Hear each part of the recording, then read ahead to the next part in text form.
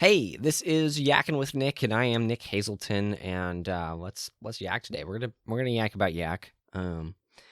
Is that ever gonna get old? I used to hate yak jokes, but now I'm over the last few years I've started to kind of enjoy them. Um, yeah, I don't know. They're pretty lame jokes, but I I don't know. Maybe I'm digressing in maturity. I'm not sure, or maybe I just didn't have a fully developed sense of humor.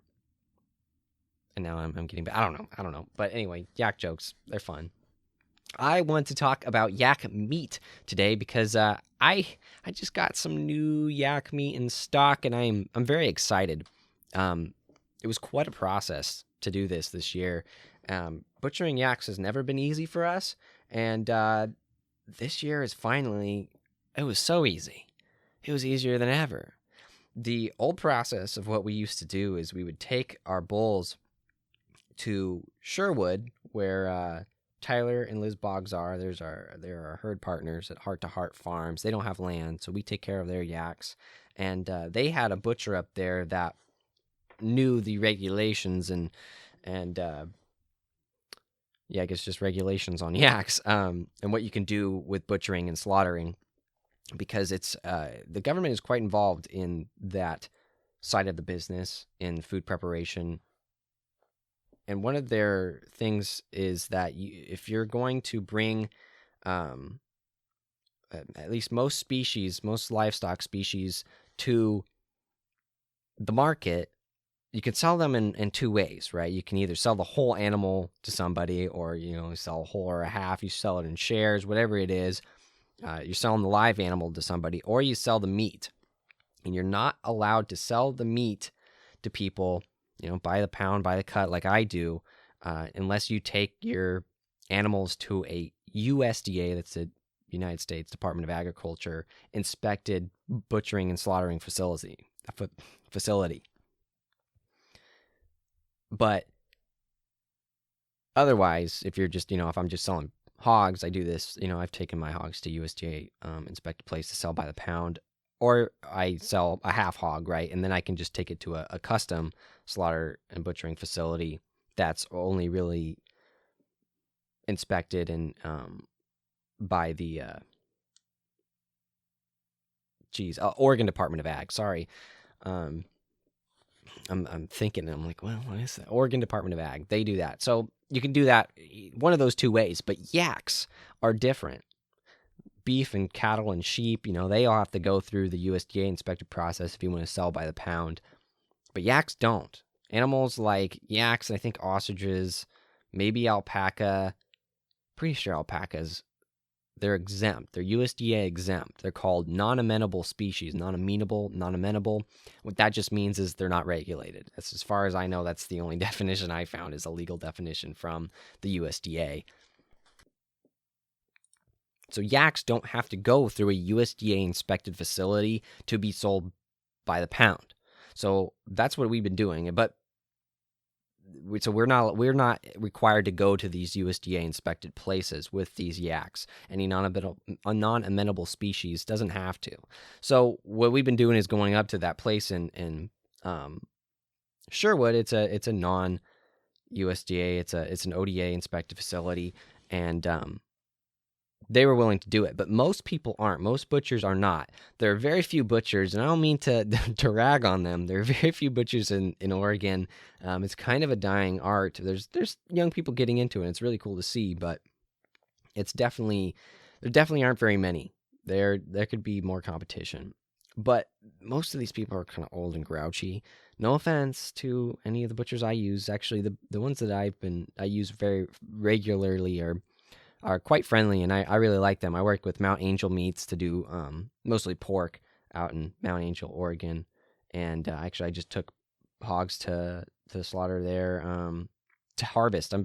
People tell me not to use that word, and I tell myself not to use that word because it sounds violent. So my friend Philip Frick came up with the idea of calling it vanquishing, but I don't think that I think that's also a little bit sinister. So we try to use the word harvest, but slaughter is the common word used in the industry. It means to kill an animal. If you can't handle that, maybe you shouldn't be eating meat. So I use Mount Angel meats for the USDA exempted, or no, the USDA inspected stuff. But it's hard to get yaks to a USDA inspected place. Oh, what was I was explaining. I was explaining why butchers don't want to they don't want to butcher and slaughter non-amenable species like that because they don't understand the rules. It's weird. It's a weird exemption, but it's different. So it's out of the ordinary. Not very many people do it, and that's partly why they're exempt. But most butchers want to put a stamp on their on every package of meat that says "not for sale." This is not inspected for sale or not for sale because it's illegal for them to do otherwise, I guess. So the process of getting butchers to do that is pretty difficult. I now am using Farmer's Helper out of Harrisburg, Oregon, down by Junction City. They come up here and they do a mobile slaughter. But I called up them, and I don't remember the previous owner's name, but his son, Colt Ross, took over. I talked to them, and I got him on board. And I had to talk to ODA inspectors and make sure we could get it all figured out. It was an interesting process of doing that, but that's what it took. I don't know if you really wanted to hear that story, but I think it's interesting. That's what it took. So we got that, and now we have meat, and we have a really good setup with those guys. Before taking up to Sherwood, that's like 2-hour drive, and it's pretty lame to do. And I think that it's stressful on the animal because we have to load up the animal in the trailer, and then we have to take him, and he doesn't know where he's going. He's really worried, like, oh, what's happening? And we get him out, and then he gets shot, right? And that's not a really fun way to die. There aren't very many fun ways to die. But the way we did with this last yak that we did, this bull, we had Farmer's Helper come out. He's a mobile slaughter, Colt, and we let him into the area where we wanted to, and all he was thinking is, I want to eat, because I had some alfalfa for him. He was excited, and then boom, lights out. That's it. So much better process, and I'm really happy with the way we are doing it now. And it's I don't know, I just feel much better about it.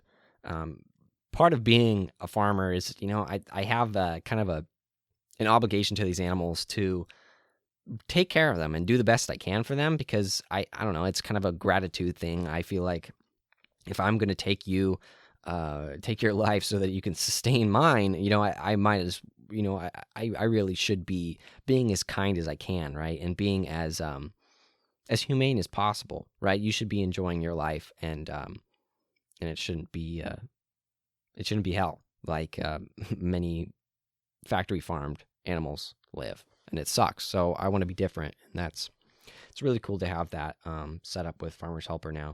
And I hope we continue that relationship. If you want to get an animal done, you're in the Philomath area. I think that's might be as far as they come. They might go. I don't know how far Farmer's Helper goes, but those mobile slaughter units are really nice. There's a decent amount around. There's a guy in Albany, SNS. I really like them. They didn't want to do the stamping, which is understandable, right? It's a weird thing to ask for. Like, hey, can you not do this thing that's you understand to be the thing that you're really supposed to do legally? It's hard to do, and most people don't want to change their businesses. I understand it.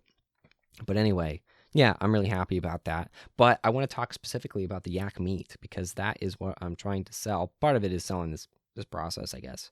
That's what you're paying for, is a better slaughtering process when you buy my meat, right?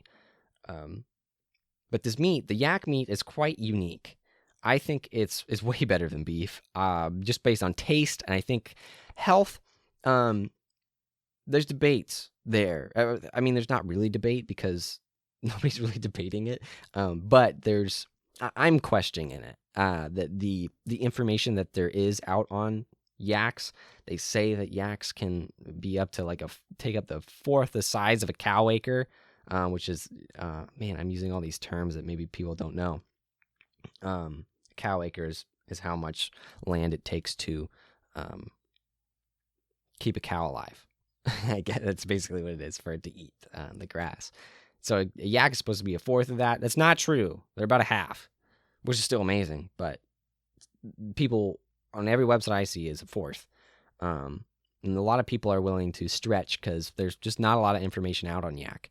But hopefully that'll change, and we'll learn more about it as the market continues to expand. I hope that happens. Otherwise, I'm going out of business, right? Or I have a stagnation that'll hit sometime. But anyway, the yak is supposed to have some different health benefits. Here are the things that I'm not going to try and claim that it's healthier than beef, grass-fed beef. I think that it's pretty obvious that grass-fed meat is way better. Eating lean meats is better than grain, right? You are what you eat, and grain is just empty carbs, relatively empty. It doesn't have the same nutrients as grass does, and it's not the natural diet of these animals. So I don't think it's natural, and that's why we don't feed grain. And I think we have the healthiest meat that you can get because it is 100% grass-fed. This last bull actually had access to brewer's grain, which is supposed to be more easily digestible than just regular grain, but I'm not totally sure about that either. I just don't feed grain, so I don't know. So he had some access to that before he came to our farm, but it was primarily raised on grass. He's from Bend, and so the grass is a little bit different, but he was primarily raised on that. I think he got grain every once in a while, not a whole lot. So he's definitely a leaner animal than you would find in the grocery store. He's definitely a healthy animal, and he only got grass when he was here. Some unique properties about yaks that I will make claims about because it's pretty much, I think, proven. I'm convinced, and I think that I'm a pretty good critical thinker. Yaks are native to the Himalayas in Tibet and Nepal and that Asian steppe area. So they're adapted to a higher altitude and colder climates. And this means a couple things in terms of how they have adapted to that. They have a lot more hemoglobin in their blood. This is what brings oxygen in. That's my understanding of biology. I apologize if I'm wrong. But more oxygen and more hemoglobin in the blood makes it a darker red. And I think it makes it more juicy. I'm not entirely sure about that, but yaks, while being very lean, still hold moisture, which is interesting. And people say that's because of the hemoglobin. I'm not sure, but it definitely means that there's more iron in it. I know that just based on my knowledge of biology, which is limited. But if I'm wrong, hey, correct me, please. But so yaks also don't. I think this is an adaptation to the cold. This is what I've heard, and this is what I've read, and this makes sense. Is that they develop the fat on the outside of their muscle rather than marbling in, like pork and beef typically do. That's what most breeds of cattle and most breeds of swine is what you're going to find is they'll build fat in between their muscle tissue, and that's marbling. And for some people, they really prefer that. A nice fat, juicy steak is tender and nice, but lean meat cooked right is way better, in my opinion. It has a different flavor. Yaks, I think, are sweeter than beef, and grass-fed beef is sweeter than grain-fed beef, in my opinion. So I think the yaks are superior in that way. And it's I don't know, it's just a different kind of unique flavor that yak has that I really enjoy. But that fat on the outside means there's less fat marbled in between. I am in favor of a paleo diet. At least I don't follow one. I eat plenty of bread and sugar and more than I probably should, but I try to follow loosely a paleo diet, looking at what did our ancestors eat, and ancestors did not eat grain-fed animals because animals do not feed on grain in the wild because grain doesn't grow wildly in the wilderness very well. Grain is definitely a artificially selected system or species. I don't know.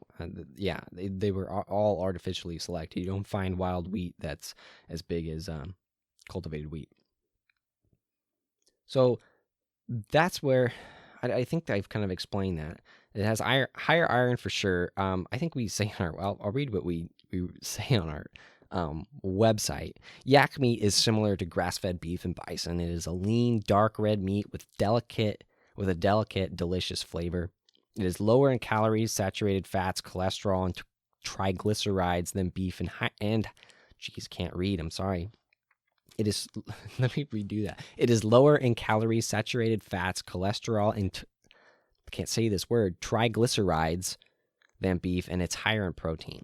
We've had many people get back to us about how much they enjoy our yak meat. Because of its unique qualities, yak also cooks differently than beef. So we recommend doing a little research to best to ensure it. So I'm pretty sure that you can say it has it's lower in calories because there's less fat.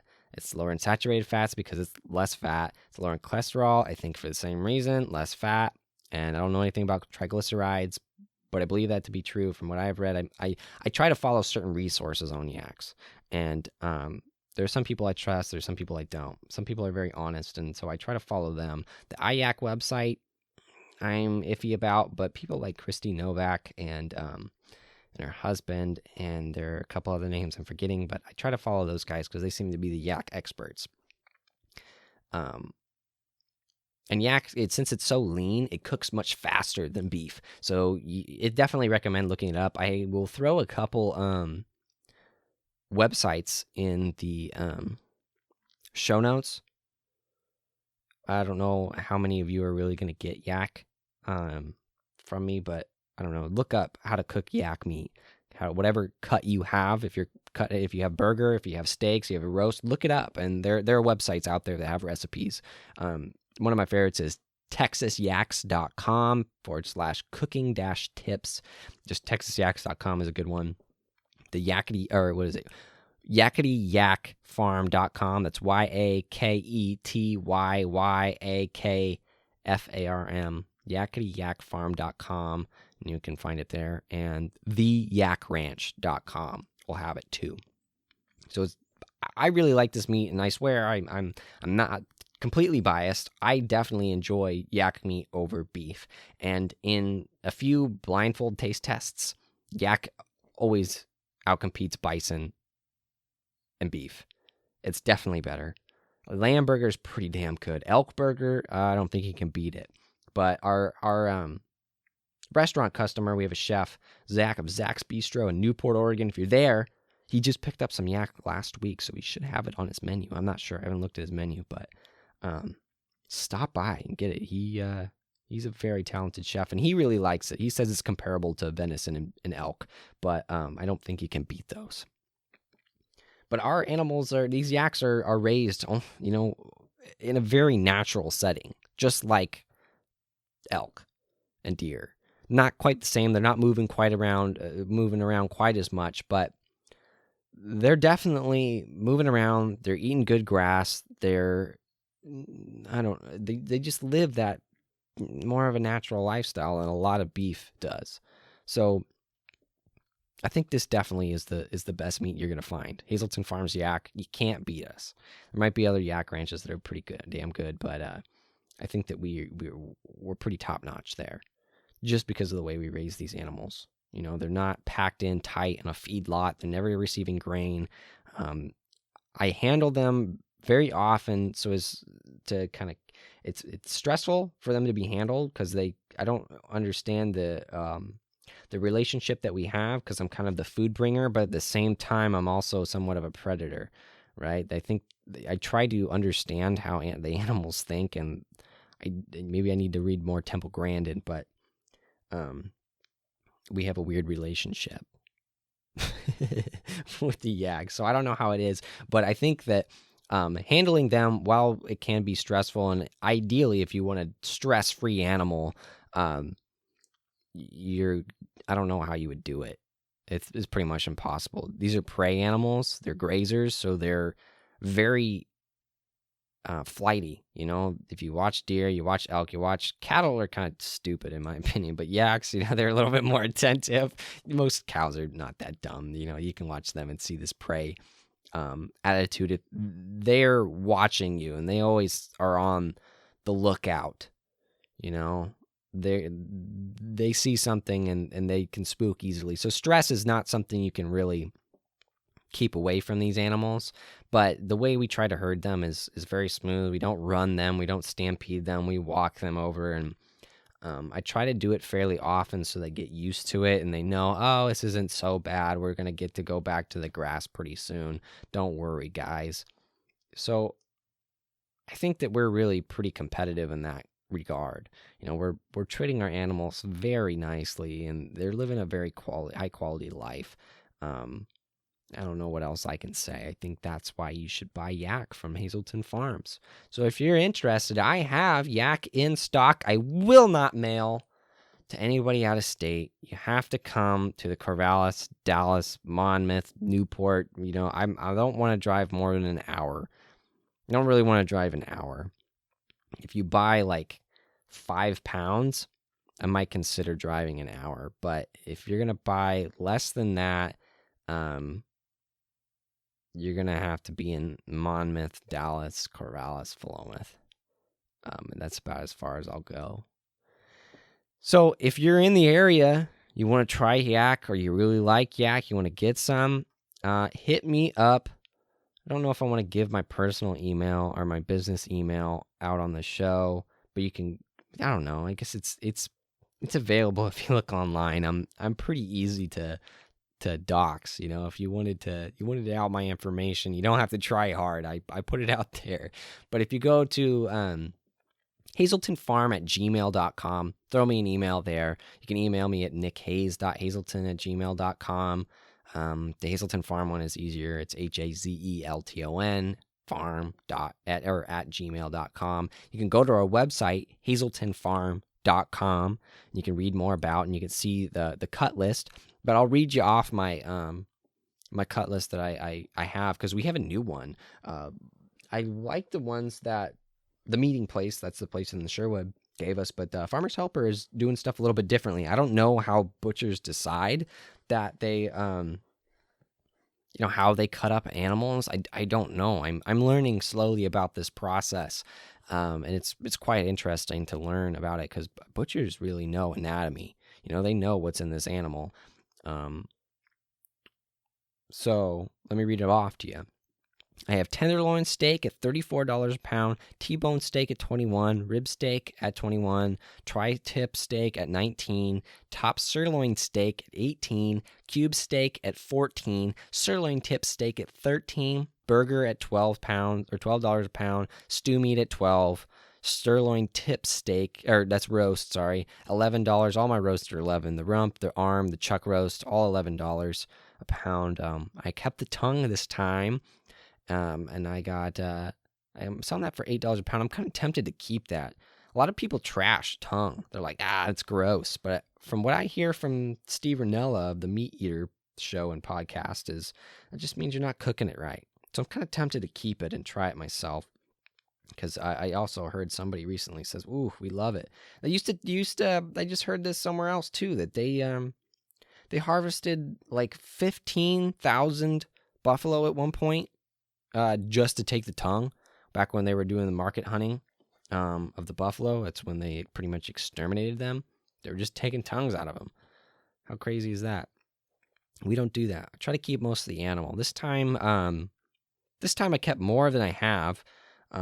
Learning how to work with butchers, it's been making it easier for us to communicate. Say, hey, I'd like to keep all these things. So kept the tongue, kept the tail, kept a bunch of the bones. I have a ton of bones. I kept the heart and the lungs. I did. You can't get them because they're not packaged. This bull,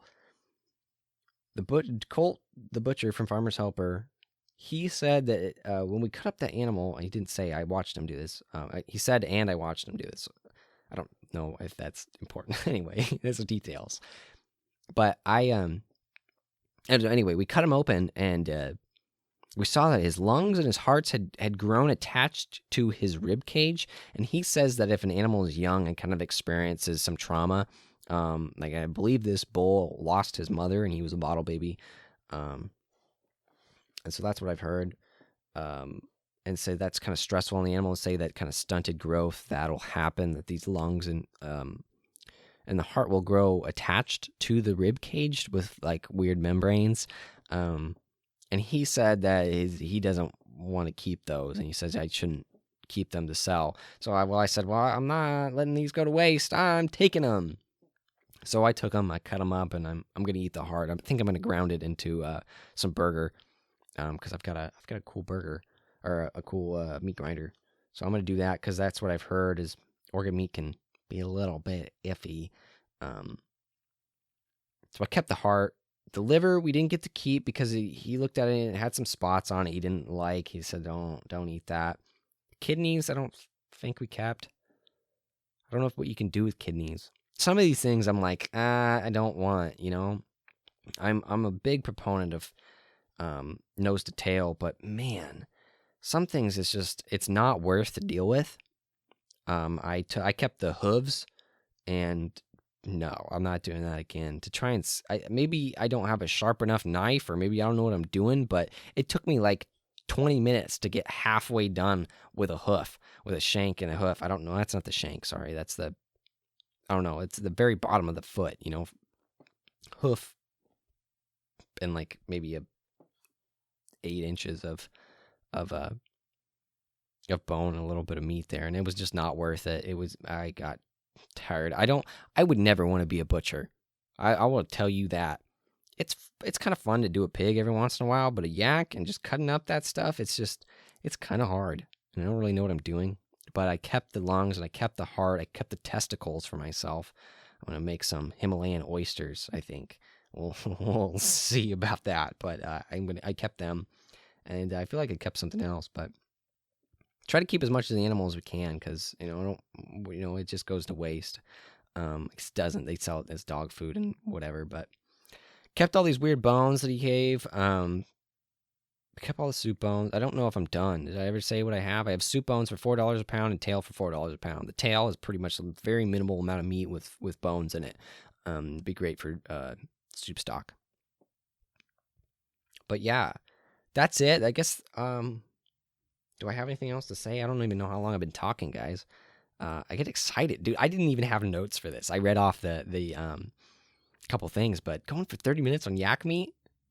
I just like these animals. I think they're really cool, and I like talking about my business. So, got excited. I don't know if I have anything else to bring up, but yeah, if you're in the area, let me know. I'll get you some yak. I highly recommend the burger. If you've never had yak before, burger's easiest to cook. Stew meat is pretty hard to go wrong with if you're putting it into a stew. Roasts, I'm not a big, I'm not much of a chef. I've never really cooked a roast. My dad's very good at it, and he can do them very well, but I don't know how hard it is. Steak, you can go wrong with those, I guess. You overcook yak, it's pretty gnarly, but it's not that hard. I can do it. I'm not much of a cook. But burger, easy as pie. Stew meat, really good way to go about it. I haven't used any bones yet. I'd like to make some soup stock and some broth. I think that'd be really cool. Also, I've heard about eating the marrow, but I don't know about soup bones. I don't know if soup bones have the marrow, but I asked him to give me all of the bones, and ask them, the farmer's helper, and gave me this big old box. This nice, I don't know, it's probably 30 pounds of just loose bones. I can't sell that, but I'm planning on messing around with those. Some of those will be dog bones, because I like my dogs. We got some nice dogs. They got to have some treats, but a lot of it will be eaten by me, I hope. So anyway, yeah, I guess that's it. If you'd like to know more about these yaks, or if you'd like to get some meat, get in contact with me. Again, I know most of my audience is out of state. I won't mail for a couple reasons. I don't think it's very beneficial to my business. I'm trying to be local. That's what I want. As part of my philosophy is that local agriculture is going to be a way that we can bring a lot more freedom and environmental benefits and sustainability to our communities. And I think that, I'm a big fan of decentralization, and I think that means working locally. So I'd like to do that, and I don't want to sell out of state. I just want to sell in my area, and whoever comes by, I'll sell it to you because it's cool stuff. It's yak, it's good. You got to try it, but I don't want to mail. because it takes some effort too, and it costs me a lot more money, and I could carry that cost onto you, and I'm sure most people would be fine with that, but it's a hassle to deal with the United States Postal Service or UPS or whatever it is. I'm not really interested in doing that. And the other reason is, to do it, I'd have to use styrofoam containers and freeze packets, and I don't like the idea of using styrofoam. You can call me a hippie, whatever you want, but that stuff, it ends up in the ocean and kills turtles, man. I'm not about that. So I don't want to do that. But if you really want yak, come out to Oregon. It's beautiful. No, it's not a beautiful place. It sucks. Don't come here. Californians, stay out. No, during the summer, it's pretty. So come during the summer and to see the green, and then leave in the winter because it turns gray. I'll leave in the fall. So anyway, that's why I don't sell. But I will sell to you locally because local people are better. Oregon is the best. No, that's it, guys. If you would, let me say, if you'd like to visit or learn more about our farms, go to our website, hazeltonfarm.com, hazeltonfarms.com. It'll bring you both there. Read about the yaks, read about the pigs, read about the goats. We're a cool little place. You can also like us on Facebook and keep up with us on social media. Hazelton Farms on Facebook. On Instagram, I believe, I think it's just at Hazelton Farm or Hazelton Farms. It's not too hard to find, but I post pictures and stuff up there. My dad will post pictures up on the Facebook page, and it's a good way to keep in touch with what's going on. Also, join the newsletter. If you go to our website and go all the way down, enter your email, and you can be in touch with the newsletter. I tried to put out something weekly, but it doesn't always happen. That's a really great way to be in touch with what's going on. If anything big happens, I put it out there. And yeah, for sure. I think that's it. Follow us on social media, and yeah, I guess that's all I have to say about Hazelton Farms. Yeah. If you'd like to help out the show, you can donate at patreon.com/justyakkin, JUSTYAKKIN. Thank you for Scott and Matt for donating this week. I really appreciate you guys, and appreciate everybody else that is donating to me. If you would like to help us out in another way, you can. The best thing you could do is hop in my Facebook group, Yakkin with Nick feedback group on Facebook. Just look it up. The link is in the show notes. I'm putting it in pretty much every episode. Hop in there. Let me know what you think about the podcast. I like feedback. That's really what I want from you is feedback. What do you think about what am I doing? I am able to receive critical and harsh feedback. I do not get offended easily. And I'm willing to hear what you have to say about me and what you think. Otherwise, you can also write me a review on iTunes or Google Play or Stitcher, wherever you can. That's very helpful. It helps us receive. It helps us get more listeners from those places. So yeah, that is all I have for you guys today. I will talk to you next week. But also, just another incentive to go on Patreon or to donate. I'm going to start doing some Patreon-only content because I think that'll be fun and cool. I don't know what it'll be yet, but that's my plan. So if you'd like to see more of that, more of me, hop on there. Start pledging. Cool. Well, I am done. I will talk to you guys next week. I appreciate you for listening, and I hope you found this interesting. Bye-bye.